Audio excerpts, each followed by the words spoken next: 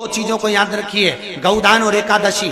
श्रीमद् वल्लभाचार्य जी ने मायावत का खंडन करा था जगन्नाथपुरी में, और श्रीमद् वल्लभाचार्य जी ने कहा था एकादशी मरने के बाद मत दो, एकादशी जीते जी दो। कहा था कि नहीं कहा था? जीते जी दान करिए। इसलिए जगदीश में, जगन्नाथपुरी में एकादशी उल्टी लटकी हुई है। करें आपने दर्शन? जगदीश में एकादशी को उल्टा लटकाया। क्यों? क्योंकि वल्लभ ने कहा कि एकादशी जीते जी दो। कई पंडितों कहते हैं तुम्हारे दादाजी मर गए, जब 12वें का दिन होता है ना तो पंडित जी संकल्प छुड़ाते हैं, दो एकादशी। बड़े बेटे ने 5 दे दी, छोटी बहू ने 3 दे दी, उसने 2 दे दी, उसने 2 दे दी। तो क्या तुम्हारे दादाजी भिखारी थे जो तुम्हारी एकादशियां लेकर जाएंगे? और तुम कौन होते हो दादाजी को एकादशी देने वाले? तुमने कौन सा इतने पुण्य कर लिए जो तुमने एकादशी दे दी? एकादशी के दान की महत्वता श्रीमद् वल्लभाचार्य जी ने कहा कि कोई व्यक्ति अगर खटिया पर सड़ रहा है, पलंग पर तड़प रहा है, हॉस्पिटल में पड़ा हुआ है, तो निवेदन है कि उसको देखने जाओ तो अपनी करी हुई एकादशी में से 2 एकादशी का दान उसको तुरंत दे दो। क्यों? तो जिससे उसको मोक्ष मिल जाए, मरने के बाद नहीं। क्योंकि मरने के बाद तो वो 10वें के दिन, गरुड़ पुराण में लिखा है 10 दिन तक जीवात्मा घर की अटारी पे रहती है। कितने दिन? 10 दिन। 10 दिन के बाद जीवात्मा चली जाती है।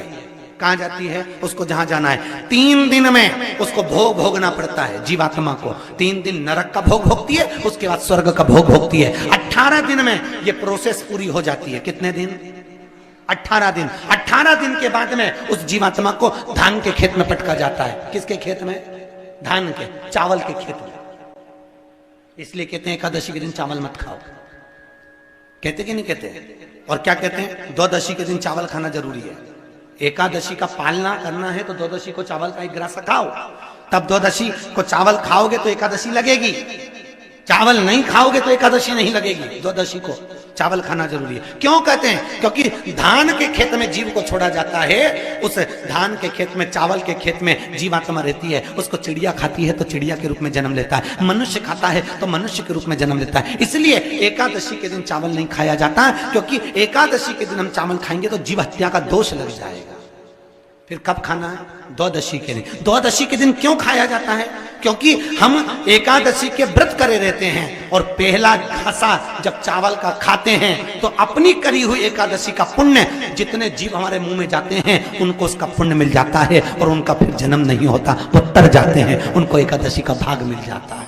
इसलिए कहते हैं एकादशी को चावल मत खाओ, पर द्वादशी को।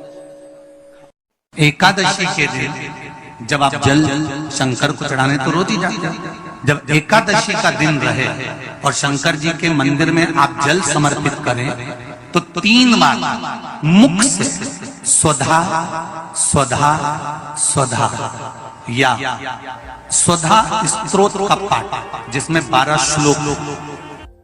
2-4 हैं, पैसा तो आ रहा है और घर में टिक नहीं रहा। डॉक्टर में, पुलिस में, एक्सीडेंट आदि में, कहीं गलत जगह पर, व्यसन में अगर पैसा जा रहा है, जुए में, मांसाहार, मदिरा पान, या कहीं आया पैसा, पैसा आने में कमी नहीं, आ रहा है पर टिक नहीं रहा, रुक नहीं रहा। कोई मांगने आ गया, दे दिया, फिर वहां से अपने पास नहीं आ रहा, अपन कह रहे हैं भैया हमारा पैसा लौटा दो, नहीं आ रहा। तो महाराज शिव महापुराण की कथा कहती है एकादशी के दिन गंगा के जल में मात्र 7 बेलपत्री डालकर जो नंदीश्वर भगवान, अर्थात जो शंकर जी के शिवलिंग के सामने नंदी होता है, उस नंदी के चरण पर गंगा का जल चढ़ाकर बेलपत्री शिव पर समर्पित कर देता है, उसके घर में रुपया रुकना चालू हो जाता है। फिर वो गलत जगह पर नहीं जाता, गलत स्थान पर वो धन जाएगा ही नहीं। तूने समझा, मांग तुझे क्या चाहिए। एकादशी ने भगवान विष्णु से कहा, नाथ प्रभु वर दे दो, मृत्यु लोक में जो मनुष्य मेरा व्रत करेगा, चाहे जलचर, थलचर, वायुचर या सांसारिक मनुष्य, मेरा अगर एकादशी का व्रत करेगा, प्रभु उसके यहां धन धान्य वैभव सुख संपदा बढ़ेगी, और उस जीवात्मा को नरक नहीं भोगना पड़ेगा, सीधे वैकुंठ का उसको वास मिलेगा। जब जीव आत्मा को लेकर चला जाएगा, यम के दूत जब बंदी बनाकर ले जा रहे होंगे उस जीवात्मा को जिसके प्राण छूटे होंगे, यम के दूत जब बंदी बनाकर ले जा रहे होंगे, तब मुझे वर दो कि मैं इसका हाथ पकड़कर बेतरनी से पार उतार कर सारे नरकों से निकालती हुई आपके धाम में लेकर आऊं। भगवान ने वर दे दिया, तथास्तु। हे एकादशी सुनो, मृत्यु लोक का मनुष्य अन्न का त्याग कर कर, क्योंकि अन्न में एकादशी के दिन पाप पुरुष रहता है, अन्न का त्याग कर कर एकादशी के दिन जो मनुष्य तुम्हारा व्रत धारण करेगा, उस व्रत को करेगा और उस व्रत को धारण करेगा, उसकी मनोकामना पूर्ण होकर वो मेरे ही धाम को जाएगा। ये तो हुआ एकादशी के जन्म की कथा।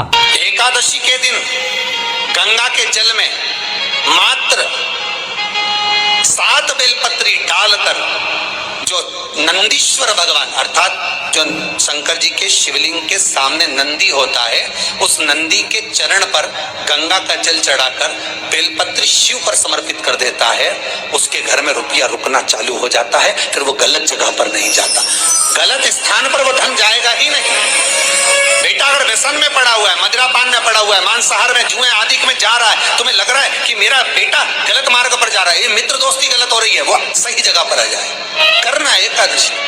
कई लोग इसको धन के लिए भी करते हैं, संपदा के लिए। संपदा के लिए अर्थात जिसका व्यापार नहीं चलता, जिसके घर में पैसा नहीं आता, या नौकरी नहीं लग रही, या सर्विस नहीं लग रही, आप अप्लाई कर रहे हो, जगह जगह जाकर इंटरव्यू भी दे रहे हो और पैसा नहीं आता, तो उसके लिए भी प्रयास किया जाता है। पर उसके लिए यहाँ पर जो धन के लिए करते हैं, उसके लिए विष्णुपदी के लिए करते हैं। मतलब जैसे गंगा के जल में तुलसी के 11 पत्ते डाले जाते हैं और उसको किसी भी नारायण के मंदिर में, राम कृष्ण शिव शंकर नहीं, राम कृष्ण भगवान विष्णु दत्त आदि जितने नारायण के मंदिर हैं, उस मंदिर में किसी भी पात्र में, एक छोटे से पात्र में उसको भरकर रखी जाते हैं महाराज। उससे भी जॉब सर्विस नौकरी में सफलता प्राप्त हो जाती है। परंतु वो भी एकादशी को ही होता है। कुछ देर तक पात्र को रखा जाता है, फिर वही पात्र का जल किसी भी वृक्ष के नीचे डाल दिया जाता है, उससे भी नौकरी के लिए फायदा मिलता है। गंगा का जल कोई साधारण नहीं। दशमी, एकादशी और द्वादशी, इन 3 तिथियों पर एक रोटी में थोड़ा सा मीठा रखकर सोमक पितृ का नाम लेकर यदि गाय को खिला दिया जाता है, तो अगर कोई पूर्वज प्रेत योनि में भी पड़ा हुआ होता है, भटक रहा होता है, जिसको पिंड नहीं मिला, जो अचानक मर गया होता है, अधोगति में चले गया होता है, उस जीव की मुक्ति दशमी, एकादशी और द्वादशी, ये 3 दिन सोमक पितृ का नाम लेकर रोटी में, पूड़ी में मीठा रखकर अगर गाय को खिला दिया जाता है, ये 3 दिन तक, तो वो पितृ कभी भटकते नहीं है, उनको मुक्ति प्राप्त हो जाती है, मोक्ष में। नहीं, एकादशी है कौन, क्यों इसकी इतनी प्रधानता है, क्यों इसकी पुण्यता है, ऐसा क्या है एकादशी में जो इसकी पुण्यता मानी जाए? कौन है ये जो भगवान नारायण तक एकादशी का व्रत करते हैं? सुभद्रा जी को भगवान जगन्नाथ ने, जगदीश ने एकादशी का व्रत कराया था। बद्रीनारायण भगवान को माता लक्ष्मी ने एकादशी का व्रत कराया था। क्यों? चंद्रायण एकादशी व्रत की माता। एकादशी है कौन? तो कहा जिसको व्रत करने पर भगवान नारायण भी जिसका व्रत करते हो, भगवान माता लक्ष्मी जिसका व्रत करती हो, वो एकादशी है कौन? तो शास्त्र वर्णन करता है महाराज, स्कंद पुराण का सुंदर चातुर्मास्य खंड के अंतर्गत वर्णन आया है महाराज। एक बार भगवान विष्णु आनंद में विराजमान थे, पद्मावती और माता लक्ष्मी दोनों उनके पास में विराजी हुई थी। भगवान लक्ष्मी और पद्मावती दोनों बैठी हैं, एक सिर के पास, एक चरण के पास।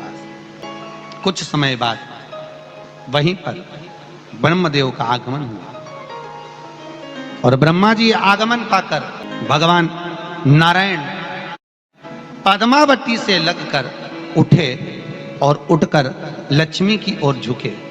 झुकने पर इन तीनों के समागम से भगवान नारायण के हृदय चित्त से एक कन्या प्रकट हो गई। उस कन्या का नाम एका था। क्या नाम था? एका। अब 10 उसके गुण इतने प्रबल थे, वो 10 गुण उसके बड़े प्रबल थे कि वो एका जिसको निहारती थी उसको संपदावान बना देती थी। जिसको देख लेती थी उसके जीवन में वो आनंद की अनुभूतियां करा देती थी। एका जिस मार्ग से जाती थी उस मार्ग के द्वार खोल देती थी। एका का पुण्य इतना पुण्य प्रखर। पद्मावती और लक्ष्मी ने कहा, महाराज ये बेटी आपके द्वारा निर्मित हुई है, इसका कन्यादान करना चाहिए। हमारे यहाँ हिंदू धर्म में रीति है, जिस दिन कन्यादान करा जाता है उस दिन व्रत रखा जाता है। अब आजकल रखते कि नहीं रखते हो मालूम नहीं, और कन्यादान करते समय व्रत रखा जाता है। व्रत रखना, एका का कन्यादान करना है। भगवान बोले कन्यादान करें, किसको दें? एका किसको दी जाए? एका प्रदान किसको करी जाए? पुण्यता किसको दी जाए? भगवान नारायण ने उसी समय लक्ष्मी और पद्मा से पूछा, तुम एकादशी के दिन जब आप जल शंकर को चढ़ाने तो रोज ही जाते, जब एकादशी का दिन रहे और शंकर जी के मंदिर में आप जल समर्पित करें तो 3 बार मुख से स्वधा स्वधा स्वधा या स्वधा स्तोत्र का पाठ, जिसमें 12 श्लोक 2-4 हैं। पैसा तो आ रहा है पर घर में टिक नहीं रहा। डॉक्टर में, पुलिस में, एक्सीडेंट आदि में, कहीं गलत जगह पर, व्यसन में अगर पैसा जा रहा है, जुए में, मांसाहार, मदिरा पान, या कहीं आया पैसा आने में कमी नहीं, आ रहा है पर टिक नहीं रहा, रुक नहीं रहा।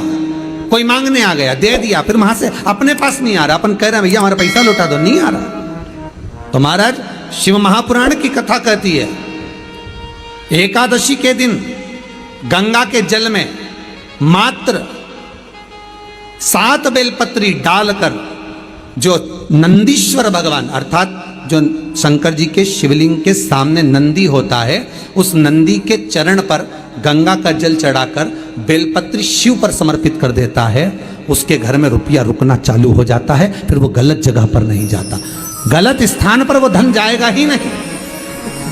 तूने समझा, मांग तुझे क्या चाहिए।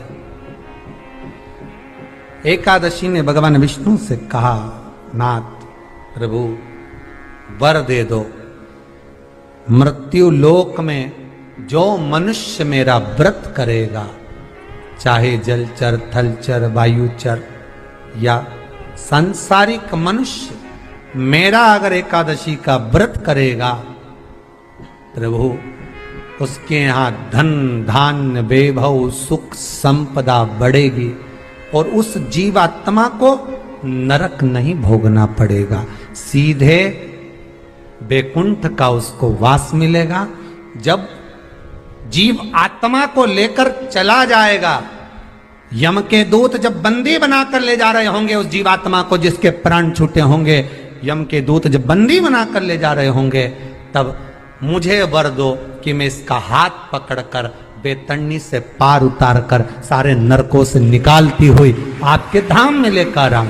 भगवान ने वर दे दिया, तथास्तु। हे एकादशी सुनो, मृत्यु लोक का मनुष्य अन्न का त्याग कर कर, क्योंकि अन्न में एकादशी के दिन पाप पुरुष रहता है, अन्न का त्याग कर कर एकादशी के दिन जो मनुष्य तुम्हारा व्रत धारण करेगा, उस व्रत को करेगा और उस व्रत को धारण करेगा, उसकी मनोकामना पूर्ण होकर वो मेरे ही धाम को जाएगा। ये तो हुआ एकादशी के जन्म की कथा।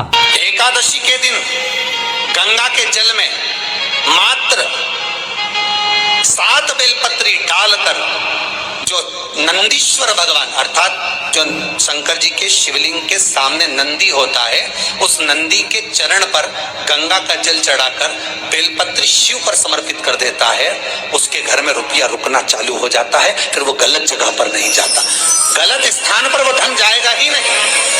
बेटा अगर व्यसन में पड़ा हुआ है, मदिरा पान में पड़ा हुआ है, मांसाहार में, जुए आदि में जा रहा है, तुम्हें लग रहा है कि मेरा बेटा गलत मार्ग पर जा रहा है, ये मित्र दोस्ती गलत हो रही है, वो सही जगह पर आ जाए। करना है एकादशी।